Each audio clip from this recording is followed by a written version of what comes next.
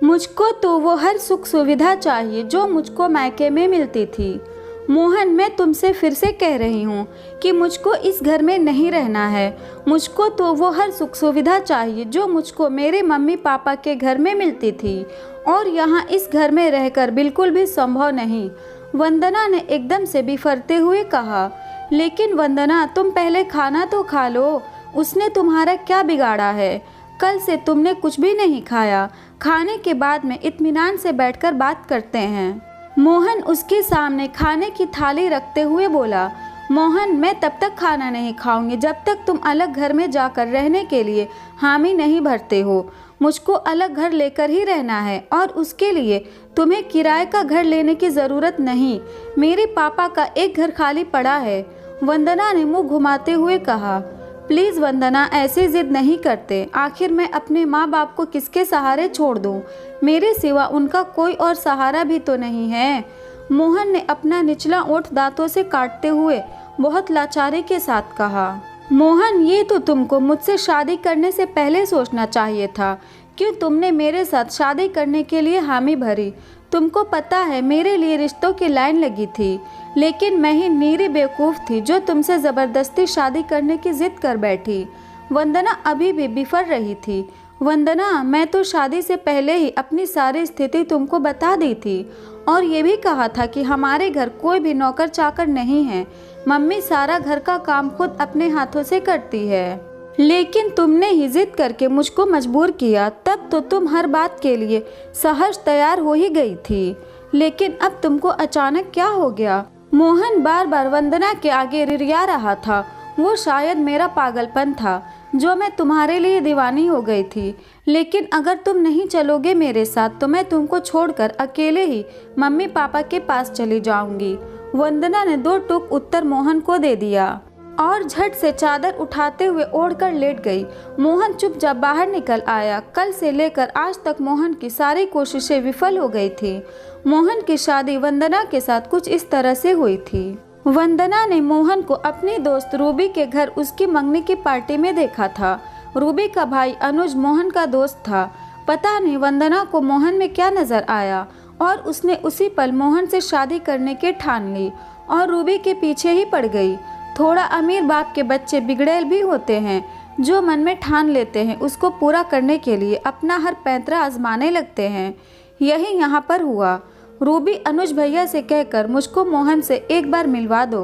वंदना ने रूबी की बहुत ज़्यादा खुशामद करना शुरू कर दिया, और जब अनुज को पता चला तो उसने वंदना को समझाया, क्योंकि वो जानता था कि वंदना बहुत अमीर माँ बाप की बेटी है, और इसलिए वो वंदना को समझाने लगा कि मोहन की नौकरी ज़रूर अच्छी है, लेकिन उसके घर का अभी रहन सहन बहुत अच्छा नहीं है, क्योंकि उसके माँ बाप ने उसको बहुत संघर्ष से पाला पोसा है। अक्सर वो बैठकर मुझको अपने घर की बातें बताने लगता है। अनुज भैया, अब तो मुझको शादी मोहन से ही करनी है, उसके लिए चाहे मुझको कैसे भी रहना पड़े। वंदना ने हठी बच्चे की तरह कहा। ठीक है, मैं मोहन से बात करके देखता हूँ। अनुज की भी वंदना की जिद के आगे एक ना चली, और उसने सारी बातें मोहन को बताई, और ये भी बताया कि वंदना बहुत अमीर घराने से ताल्लुक़ रखती है। अरे यार अनुज, मैं कैसे इस रिश्ते के लिए हाँ कर सकता हूँ? मेरी परिस्थिति तो ऐसी है कि अभी घर में 4 मेहमान आ जाए तो एक जैसे बर्तन भी घर में नहीं निकलेंगे। मैं कैसे उस लड़की से शादी कर सकता हूँ? मोहन ने तो बिल्कुल साफ मुकरते हुए कहा। यार मोहन, मैंने भी बहुत समझाया वंदना को, लेकिन वो तुम्हारे पीछे पागल है। उसे पता नहीं तुम्हारे अंदर क्या नज़र आया, और वो आजकल रोज़ मेरे घर के चक्कर काट रही है। प्लीज़ एक बार उससे मिल लो, शायद उसका नशा उतर जाए, और मेरे ख्याल से एक बार मिलने में कोई बुराई भी नहीं नज़र आ रही। मुझको अनुज ने समझाते हुए कहा। ठीक है, एक बार मिल लेता हूँ, लेकिन एक बात तो तय है कि मैं ये शादी बिल्कुल भी नहीं कर सकता। मोहन ने मजबूरी में ही सही लेकिन हाँ कर दी। शाम को अनुज के ही घर मिलना तय हुआ।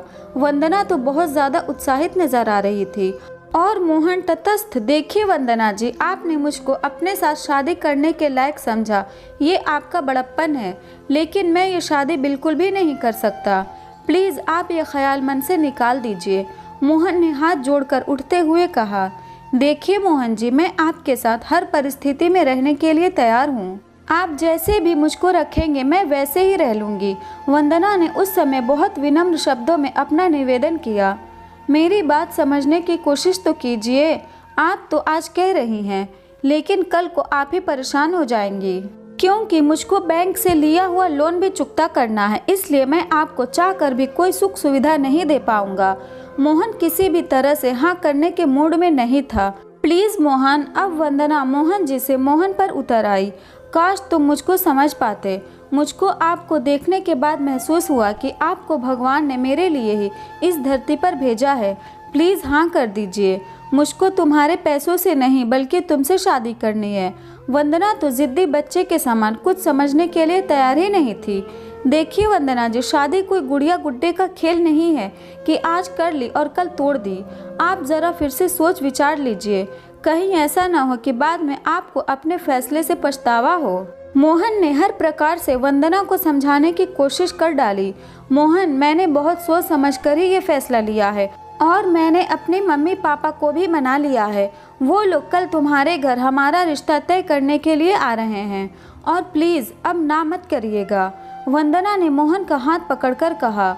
आखिरकार मोहन ने सोचा कि जब वंदना हर परिस्थिति में रहने के लिए तैयार है तो उसने हामी भर दी, लेकिन शर्त रख दी कि वो दहेज में कुछ भी नहीं लेगा, क्योंकि उसके पापा दहेज के बिल्कुल खिलाफ है। ठीक है, इस बात पर थोड़ा ठंडी सांस लेते हुए वंदना बोली। वंदना के मम्मी पापा जानते थे कि वंदना जिद्दी है, क्योंकि बचपन से ही देखते चले आ रहे थे। इसलिए उन्होंने मोहन के माँ बाप के साथ मिलकर रिश्ते पर अपनी मोहर लगा दी। अब तो बहुत जल्द उन दोनों की शादी हो गई। थोड़े दिन तो बहुत हंसी खुशी गुजरे, लेकिन जब वंदना को गर्मी में बिना एसी और फ्रिज के रहना पड़ा, अब तो सारा प्यार व्यार उड़न छू होने लगा। उसको सारी ज़रूरतें महसूस होने लगी। वंदना को थोड़ा बहुत घर का काम भी करना पड़ता। जिसने कभी घर में एक गिलास पानी उठाकर न पिया हो, उसकी तो मुसीबत आनी ही थी। बस वहीं पर से वंदना का अलग रहने का प्रलाप शुरू हो गया, क्योंकि यहाँ पर रहकर वो अपने मायके से कुछ ले दे नहीं सकती थी और वहाँ पर तो वो अपनी मर्जी की मालिक हो जाएगी और अपने मम्मी पापा को जो जी में आएगा वो मंगवाएगी। मोहन उसका कुछ नहीं बिगाड़ पाएगा। बस इसी बात पर कल से वंदना रूठी हुई थी और खाना भी नहीं खाया, जबकि मोहन और उसके मम्मी पापा ने बहुत चिरौरी कर डाली। क्या हुआ मोहन बेटा, बहू ने खाना नहीं खाया क्या? तुम ऐसे कैसे ही थाली वापस ले आए? मोहन के हाथ में भरी थाली देखकर उसकी मम्मी ने पूछा। नहीं मम्मी, वो तो किसी भी कीमत पर खाना खाने को तैयार ही नहीं है। दिमाग खराब हो गया है उसका, बस अलग होकर रहने की जिद पर ही अड़ी हुई है। मोहन बहुत ही ज्यादा मायूसी से भरकर बोला कि क्यों मोहन, खाना वापस लाया था। बेटा मेरी एक बात मान लो और उसकी जिद पूरी कर दो, वरना बेचारी वो कब तक भूखी रहेगी। तू हमसे दूर भले रहेगा, लेकिन रहेगा तो इसी शहर में। मेरी वजह से अपनी गृहस्थी में आग मत लगाओ। कमला मोहन की मम्मी ने समझाते हुए कहा। सही बात मोहन बेटा, तुम्हारी मम्मी बिल्कुल सही कह रही हैं। इस तरह रोज रोज घर कलह क्लेश अच्छा नहीं होता। बहू बड़े नाजों से पली है, कैसे इन परिस्थितियों में रह सकती है।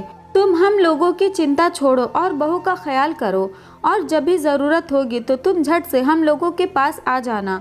मोहन के पापा सुधीर ने भी उसको समझाते हुए कहा। लेकिन पापा, कैसे भूल जाऊं कि आप लोगों को मुझसे कितनी उम्मीदें थी। आप लोगों की हर उस उम्मीद को कैसे तोड़ सकता हूं जो आप लोगों ने मुझको पढ़ाते लिखाते हुए देखी है। मोहन की आंखों से आंसू बह रहे थे। बेटा, अब जब उसको पत्नी बनाकर लाए हो तो कुछ तो मान उसका भी रखना पड़ेगा। तुम हमारी चिंता छोड़ो और नया घर देख लो, कभी कभी हम लोग भी आ जाया करेंगे। सुधीर और कमला ने हर प्रकार से मोहन को समझाया, क्योंकि वो नहीं चाहते थे कि उन लोगों की वजह से बेटे की शादीशुदा जिंदगी में किसी प्रकार की अड़चन आए। आखिरकार मोहन अपने पापा मम्मी की बातों को मानकर बहुत मुश्किलों से अलग रहने के लिए तैयार हो गया। वंदना तो बहुत ही ज़्यादा खुश हो गई, क्योंकि उसके मुंह मांगी मुराद जो पूरी होने जा रही थी और उसने खुशी खुशी नए घर में जाने की तैयारी कर ली। लेकिन जितना ज़्यादा वंदना खुश हुई, मोहन उतने ही ज़्यादा दुखी हो गया। जहाँ वंदना हर चीज़ अपने मम्मी पापा से मंगवाने लगी, वहीं मोहन अपने मम्मी पापा की याद में बहुत ज़्यादा परेशान रहने लगा। ना उसको भूख लगती ना प्यास लगती, हंसना मुस्कुराना तो जैसे भूल ही गया। अजीब सा चिड़चिड़ा सा रहने लगा। वंदना पूछती, कुछ तो जवाब देता, कुछ क्या बात है? मोहन, अब तो हर सुख सुविधा अपने पास है, अब क्यों तुम परेशान रहते हो? एक दिन वंदना ने अपनी बाहों को मोहन के गले में डालते हुए कहा। काश वंदना, तुम मेरी परिस्थितियों को समझ पाती। बच्चों को बड़ा होता हुआ देखकर हजारों सपने हम सबके मम्मी पापा देखते हैं, और वही सपने हमारे मम्मी पापा ने भी हमारे लिए देखे। लेकिन अफसोस, मैं उन सपनों को सिर्फ तुम्हारी वजह से पूरा नहीं कर पाया। मेरा तुम्हारे साथ शादी करने का फैसला गलत था। सचमुच बहुत बड़ी गलती हुई मुझसे। मैंने अपने मम्मी पापा का दिल दुखाया है, लेकिन भगवान सब देख रहा है, वो मुझको कभी भी माफ़ नहीं करेगा। मोहन ने रोते हुए वंदना की बाहों को अपने गले से हटा दिया। धीरे धीरे मोहन बहुत ज़्यादा डिप्रेशन में चला गया। अब तो वंदना की हालत सचमुच खराब हो गई। वो मोहन की हालत देखकर यही सोचती कि मैंने सचमुच बहुत बड़ी गलती कर दी। कहाँ पहले मोहन कितना खुश रहता था। उसकी इस हालत की जिम्मेदार मैं ही हूँ। मुझको अपनी गलती सुधारनी होगी, वरना मैं मोहन को कहीं खो ना दूँ। अगर मोहन को कुछ हो गया तो मैं क्या करूँगी? वंदना मन ही मन बहुत ज़्यादा घबरा उठी। आखिर उसके अंदर की ममता जाग ही उठी और एक दिन सुबह उठकर मोहन से बोली, मोहन, हम लोग अपने मम्मी पापा के पास वापस चलेंगे। मुझको तुम्हारी हालत देखी नहीं जा रही।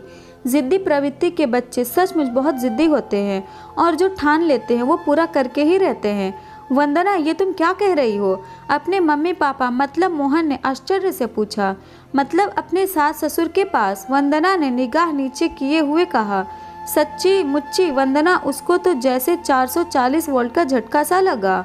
उसको अपने कानों पर जैसे विश्वास ही नहीं हो रहा था। हाँ मोहन, मैं बिल्कुल सही कह रही हूँ। मैंने बहुत बड़ी गलती की, लेकिन अब मैं तुमको और नहीं तड़पा सकती। मुझको तुम्हारी हालत अच्छी नहीं लग रही। वंदना को सचमुच अपनी गलती का एहसास हो गया था, और वो मोहन की इस हालत का जिम्मेदार मानकर शर्मिंदगी महसूस कर रही थी। और मोहन को तो वंदना की बात पर विश्वास ही नहीं हो रहा था। वंदना, एक बार फिर से सोच लो। मोहन ने वंदना की ओर देखकर कहा। मोहन, इस बार ये फैसला मैंने बहुत सोच समझ कर लिया है, और मुझको इस फैसले से कोई नहीं डिगा सकता। मोहन ने बहुत जल्दी ये बात अपने मम्मी पापा को बताई। उनको तो जैसे विश्वास ही नहीं हुआ। वंदना मोहन के साथ बहुत जल्दी अपने सास ससुर के पास लौट आई। उस दिन मोहन की मम्मी ने फिर से वंदना के घर आने पर उसकी आरती उतारी, क्योंकि उस दिन सही मायने में उनके घर की लक्ष्मी आई थी। मोहन के मम्मी पापा को तो जैसे इन लोगों के आने से प्राण ही मिल गए, और कुछ ही दिनों में सब लोग फिर से हंसी खुशी साथ साथ रहने लगे। अगर ये स्टोरी आपको अच्छी लगी तो इस वीडियो को लाइक करें, और नए हैं तो इस चैनल को भी सब्सक्राइब करें।